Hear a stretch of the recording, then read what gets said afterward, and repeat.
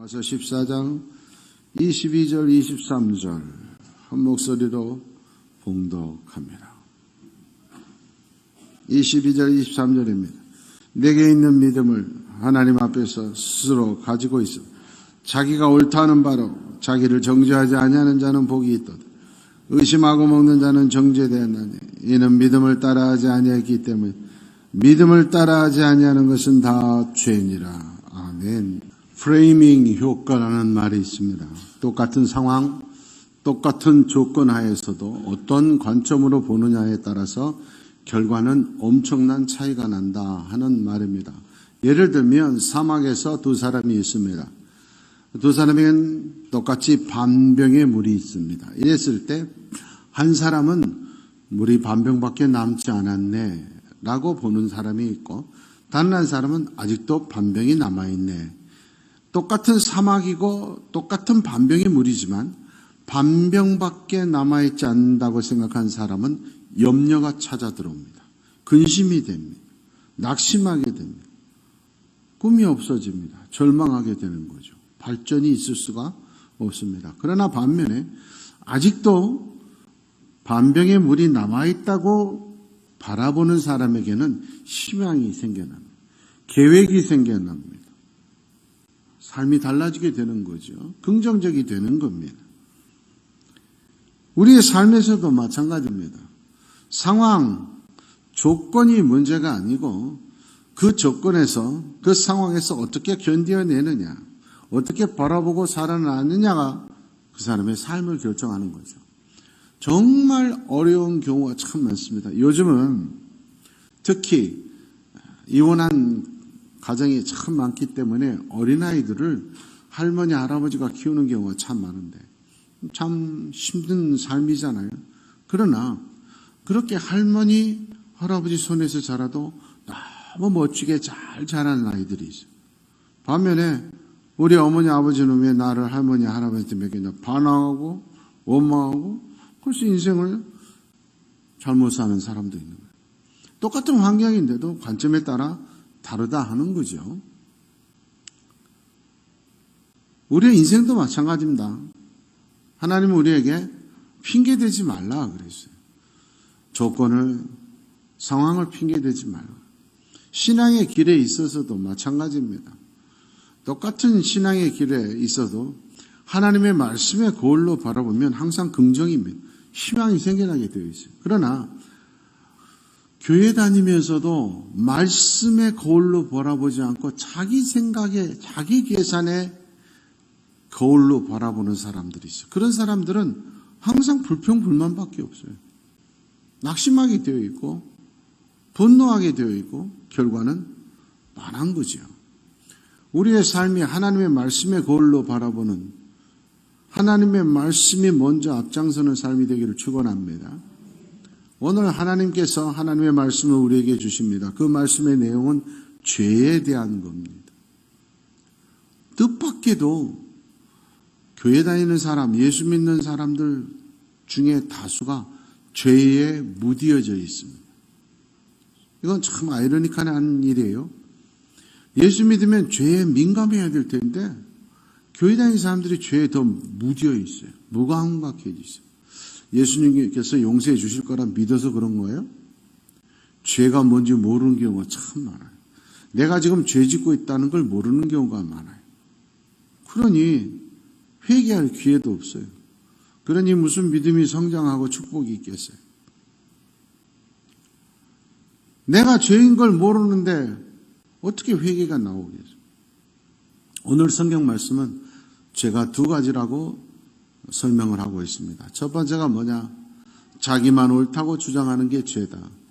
나만 옳다고 하는 게 큰 죄입니다. 나만 옳다고 하는 사람은 스스로 자기를 정죄하고 스스로 자기를 매를 때리고 있는, 스스로 저주의 길로 인도한 사람과 똑같다. 세상 사람들은 고집이 세다, 편견이다 이렇게 말해요. 그러나 성경은 죄다.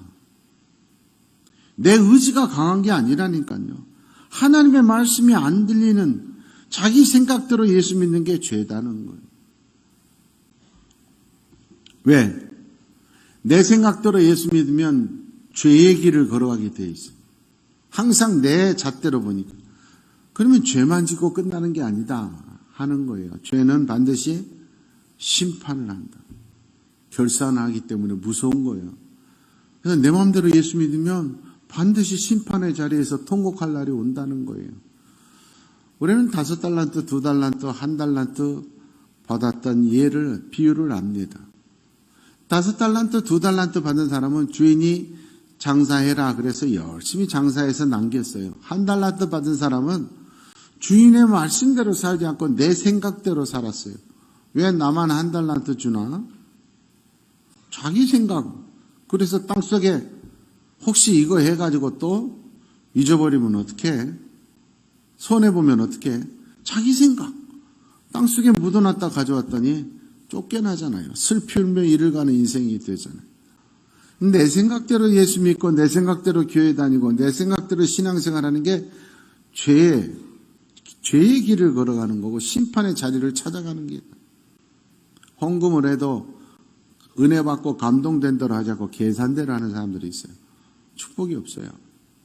교회 봉사를 하고 일을 해도 내 생각대로 여러분 나는 하기 싫어도 목사가 하라 그러면 해야 되는 거예요. 내가 하기 싫어도 우리 회원들이 회장으로 뽑아줬으면 해야 되는 거예요. 그래야지 내 생각대로 하고 싶으면 하고 말고 싶으면 말고 임원으로 뽑았는데 줘도 안 하고 성도들이 장로로 뽑아줬으면 영광인 겁니다. 보통 일이 아니에요. 축복인 거예요. 그런데 안 한다는 사람이 있어요. 교만해서 그래요. 누구는 자격이 있어서 하는 줄 아세요? 순종해서 하는 거예요.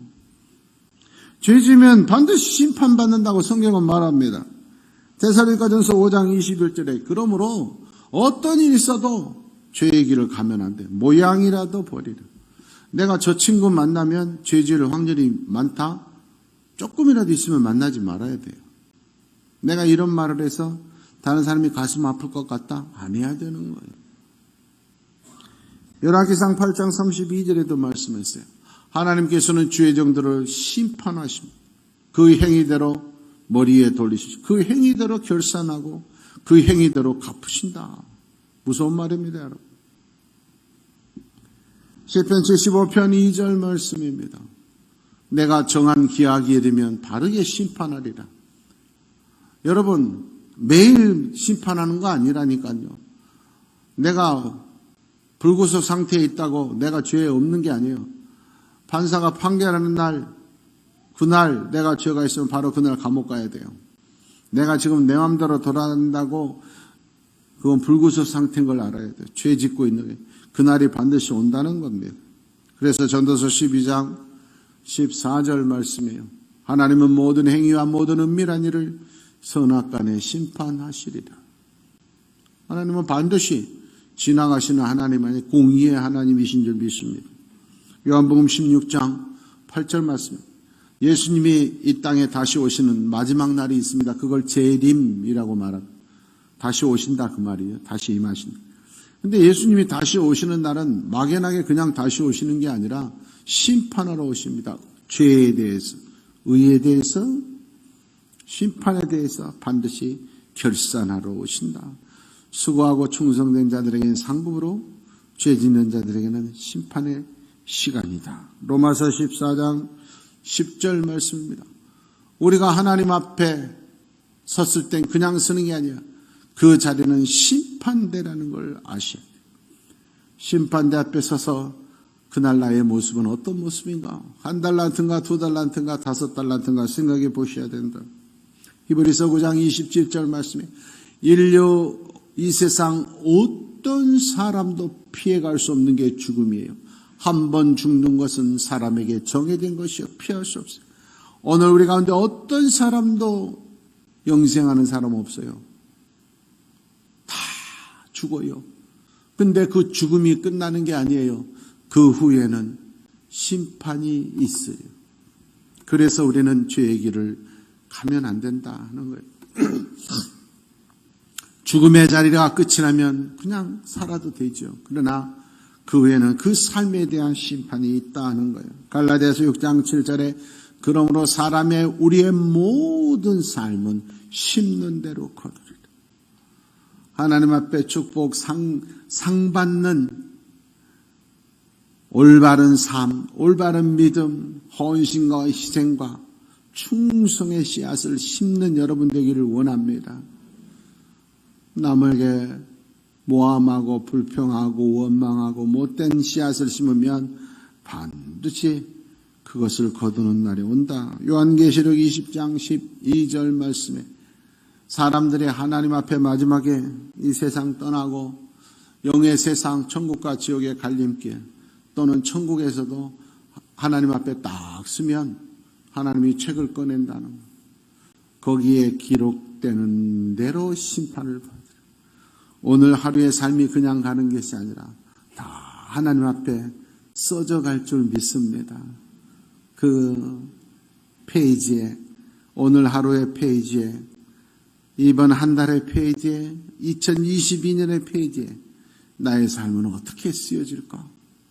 돌이켜봐야 돼요. 항상 내 자신을 지켜봐야 돼요. 바리새인들은 평생 교회 다녔어요. 평생 신앙생활 했어요. 성경을 다 알았어요. 하루에 3번씩 기도했어요. 금식했어요. 11조 철저히 드렸어요. 구제헌금도 드렸어요. 그런데 예수님이 너네는 가짜다 그랬어요. 너네는 겉모습만 예수 잘 믿는 것 같지 속에는 시체가 들어있는 썩은 시체가 들어있는 회칠한 무덤 같다. 책망받아. 이 바리새인들이 뭘 잘못해서 그런 책망을 받아요? 구제하고 봉사하고 기도하고 잘했잖아요.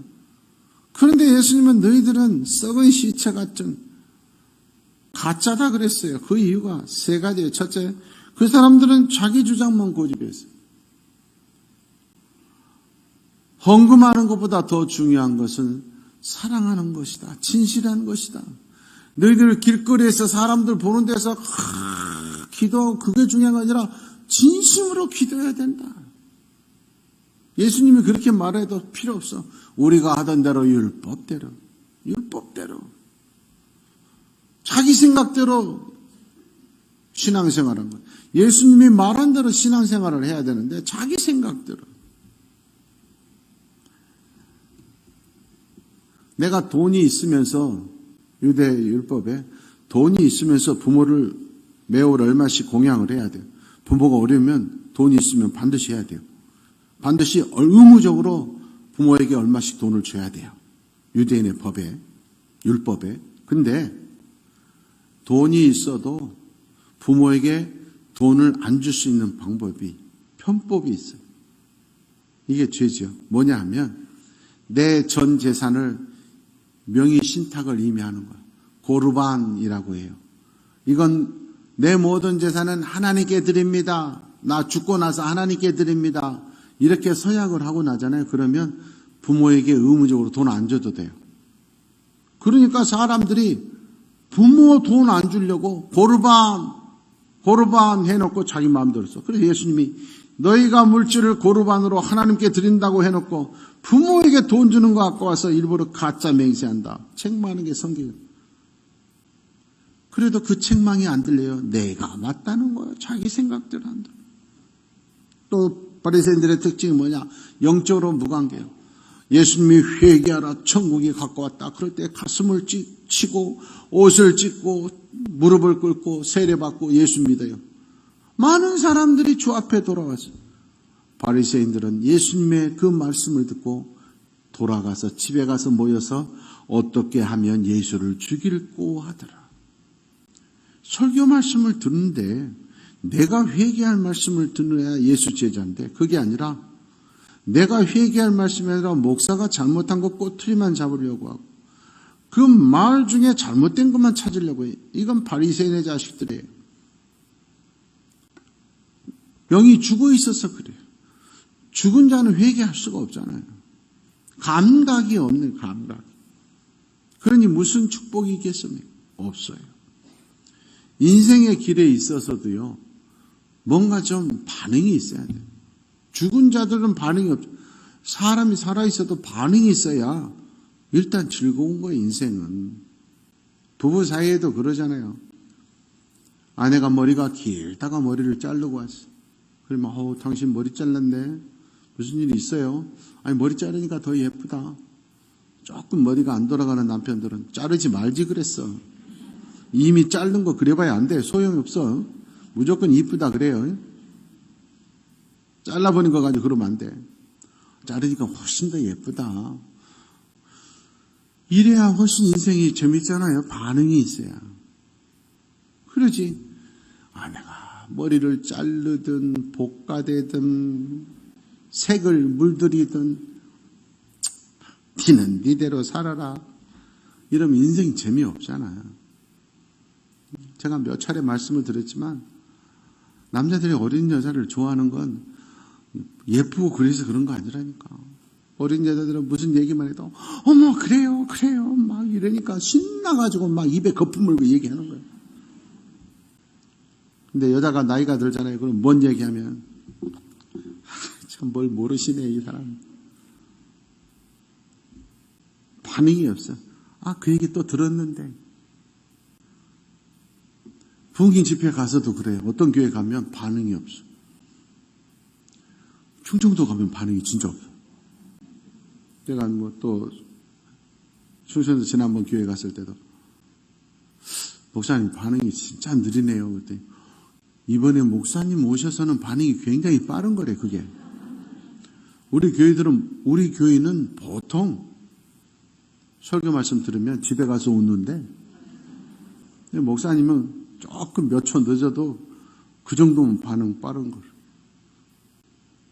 재미가 없잖아요. 며칠 전에도 우리 교회 왔다 가신 목사님 말씀을 들었어요. 저하고 분명히 약속하기를 30분 설교하기로 약속을 했거든요. 근데 이분이 50분을 설교를 했어요. 가서 그랬대요. 끝나고 나서 제가 그랬거든요. 이럴 수가 있느냐. 20분이나. 내가 1분에 10,000원씩 깐다 그랬는데. 이럴 수 있냐. 우리 교회 와서 설교하는 모든 목사님들이에요. 성도들이 바라보는 눈빛이 내려가기가 싫대. 여러분 빨리 끝내기를 바라면 눈을 내리 까시기 바랍니다. 30분 지나면 다 이렇게. 모든 목사님들이 우리 교회 오면 성도들이 너무 그러니까 내려가기가 싫대. 설교할 맛이 나지. 신나는 거 신나는 아멘 아멘. 그리고 참 그래야지 뭐 어떤 사람이 눈 감고 있어. 그냥 확 설교하다 가서 때리고 싶다니까. 여러분 요 뭔 얘기하는데 이러고 있으면 기분 좋아요? 교회는 하나님의 말씀을 들으러 온 거지 공자님 만나러 온 것이 아니라니까. 서원을 가요. 반응이 없는 게 바리새인. 세 번째로는 바리새인들은요. 죄에 대한 심판을 두려워하지 않고 눈앞에 이익만 따져요. 내가 이 불의한 돈을 받으면 안 된다. 하나님 앞에 심판받는다. 이래야 될 텐데. 우선 받고 보자. 심판은 다음 일이고. 이런 성도가 많아. 이거 바리새인이다. 그리스도인의 삶에 있어서 대입해야 될 공식 이런 거 많습니다. 그 중에 하나가 트라이앵글 바로미터라는 거예요. 삼각 기준을 적용해라. 세 가지 기준을 먼저 대보라 하는 거죠. 첫 번째가 이 일이 하나님 말씀에 맞는가. 어떤 일을 할 때 하나님 말씀에 맞는가. 나한테 돈이 되느냐 안 되느냐. 내 자존심 살리느냐. 그거보다 하나님 말씀에 맞는 바로미터를 먼저 대란 말이에요. 두 번째는 이 일이 하나님께 영광이 되는 거예요. 내가 높아지려고 하지 말고 내가 국회의원 되고 시장이 됐을 때 하나님께 영광이 되는 거예요. 세 번째는 이 일이 교회에 유익한가. 내가 어떤 일을 하려고 해도 교회에 유익이 안 되면 하지 말아야 돼요. 내가 이 말을 안 하는 것이 교회에 유익이다. 그러면 참을 줄 알아야 돼요. 그런 생각을 해요. 믿음 없는 사람 바리새인들은 뭐냐? 교회가 난리가 나든 말든 내 고집대로 하는. 두 번째로 죄는 믿음을 따라하지 않는 것이 죄다. 오늘 성경은 말합니다. 우리의 삶은 믿음을 따라해야 돼요. 믿음을 따라하지 못하도록 마귀가 유혹을 해요. 방해를 해요. 내가 믿음대로 살지 못하고 죄 짓고 살게 만드는 최고의 마귀의 무기가 있어요. 그게 뭐냐? 물질이에요. 돈이라고 하는 거예요. 이게 영어도 기가 막히고 한글도 기가 막혀요. 뭐니 해도 머니가 최고라고 생각하게 만드는 거예요. 그런데 머니는 만몬이에요. 신이에요, 신. 돈이 신입니다, 여러분. 거기에 넘어가면 안 돼요. 우리 한글로도 돈이잖아요. 돈 밝히면 돌게 되어 있다니까요. 돈은 사랑하는 게 아니에요. 돈은 사용할 줄 알아야 되는데 돈의 노예가 된 사람들이 많아요. 그러면 믿음을 따라 살 수 없어요. 죄의 길로 가게 반드시 되어 있어요. 디모데전서 6장 10절 말씀에 보니까 돈을 사랑하는 것이 일만하게 뿌리다. 사용하지 못하고 돈을 끌려가. 그건 돈의 노예가 되는 거예요. 그러면 죄짓게 되어 있다. 믿음의 길을 못 가요. 물질에 초월할 줄 알아야 돼요. 돈에 초월하지 못하면 신앙은 절대 성장할 수가 없어요. 이 돈에 대한, 재물에 대한 욕심을 극복할 줄 알아야 돼요. 야고보 1장 15절 말씀에 보면 욕심이라고 하는 게 가만히 있지 않아요. 욕심이 들어오면 반드시 죄를 낳고, 여러분 죄 길을 간다니까. 그 다음은 뭐냐? 사망, 죽어요. 믿음이 없이 돈 많아 보세요. 남자들 반드시 죄지로 가요. 틀림없어요. 그래서 하나님 우리 사업 잘 되게 해주십시오 이런 성도들 가운데 남편이 예수 안 믿는 사람이 있으면 나는 기도 안 해요. 왜? 남편이 믿음이 없는데 일 더 축복받아가지고 돈 많이 벌면 남편 반드시 죄지로 가요. 100%예요, 100%. 요즘 젊은 사람들은 100%. 100%가 뭔지 모르는 사람도 있구나. 100%. 여자들 믿음이 없이 돈 많아 보세요. 사치와 허영에 빠져 살아요. 참, 나는 불쌍해 죽겠어요. 연예인들이고, 어떤 사람들, 나는 이번에 프로포즈 받을 때 몇 캐럿짜리 반지로 프로포즈 받았다. 난 너무 불쌍해, 그 사람들. 여러분, 그거 하나면 수백 명을 살아나요. 오염된 물 때문에 1년에 수만 명이 죽어가요. 우리나라만 해도 전국 각지에서 100만 원도 안 된 돈으로 정말 살아가는 불쌍한 개축교회 목사님들 얼마나 많은데 수천만 원짜리 반지 끼고 수백만 원짜리 백 들고 다니고 싶을까? 너무 불쌍하잖아요. 믿음이 없어서 그래요. 믿음이 없어. 그게 물질에 대한 욕심인 거예요. 죄의 길로 가게 만든다는 거예요. 여러분 우리 알잖아요. 너무너무 훌륭한 목사님들이, 대교회 목사님들의 욕심 때문에 다른 거 없어요. 욕심을 내려놓지 못해서 퍽퍽 쓰러져. 손만 얹으면 병이 낫는 어마어마한 전국의 지부가, 기도원 지부가 있고 어마어마한 역사를 일으켰던 기도원 원장들이 물질에 대한 욕심 때문에 말년에 퍽퍽 쓰러지잖아요. 욕심 내려놓지 못하니까 그러는 거예요. 제가 지난주에도 말씀드렸잖아요. 요즘 제 소원은 뭐냐? 은퇴할 때까지 우리 성도들 끝까지 존경받고 무사히 은퇴하는 게 제 목표라고. 쉽지 않은 거예요. 하나님 앞에 끝까지 믿음의 길을 경주하려면 물질에 대한 욕심을 내 것이 아니에요. 주의 것이에요. 내가 만들어놨다고 내 것이 아닌 거예요. 그걸 모르는 거예요. 그러니 믿음의 길을 잘 갔다가 떨어져 버리는 거예요. 안타까운 거예요. 여러분, 욕심을 갖게 만드는 물질이, 재물이 얼마나 무서운 건지 아세요? 돈을 우습게 보면 안 돼요. 누가복음 16장 13절 말씀이에요. 하나님과 재물을 겸하여 섬길 수 없다. 하나님과 맞짱 뜨는 게 돈이라니까. 돈 앞에서는 하나님도 안 보인다니까. 이렇게 무서운 거예요. 요즘 목사님들이 다 그래요. 우리나라 훌륭한 목사님들, 어마어마하게 큰 대교회 목사님들이 막 그거 아까워가지고 펑펑 쓰러지는 거 보고 목사님들이 우스갯소리로 그런다니까. 교회 너무 커가지고 많이 짓지 말자. 클수록 아까워서 못 내려놓는다. 여러분 중요한 거예요. 그만큼 무서운 거야 물질이라는 게. 하나님을 안 보이게 만든다니까. 하나님과 맞짱드는 신이 된다니까. 그렇게 하면 죄의 길로 갈 수밖에 없다. 모 대통령이 공산당을 위해서라면 거짓말을 해도 그건 선이다 그랬어요. 여러분, 그게 공산당인 거예요. 그게 이단인 거예요. 이단들 그러잖아요. 나 예수 안 믿는 것처럼, 신천지 아닌 것처럼 가짜로 전도돼서 가가지고 교인들 한 30명, 50명 되는 교회에 한 5-6명이 들어가가지고 1년 내내 열심히 새벽 기도하고 열심히 청소하고 봉사하고 헌금하고 그러니까 그게 한 2년, 3년 되니까 주적인 사람들이 돼.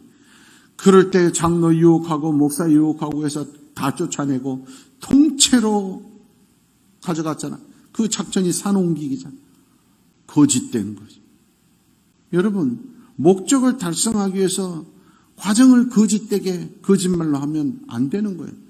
예수 믿는 사람들은 목적이 분명하면 과정도 똑같아요. 뭐로 가도 서울만 가면 안 되는 거예요. 제대로 서울 가야 돼요. 요즘 기차에 검표 인원 하는 분이 없잖아요.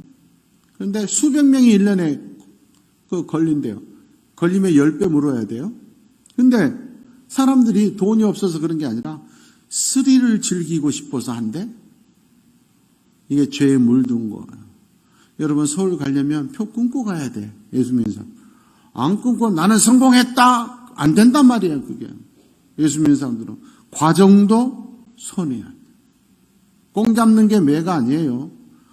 법의 테두리 안에서 매를 잡아야지, 꽁을 잡아야지, 불법으로 꽁을 잡으면 안 되는 거예요.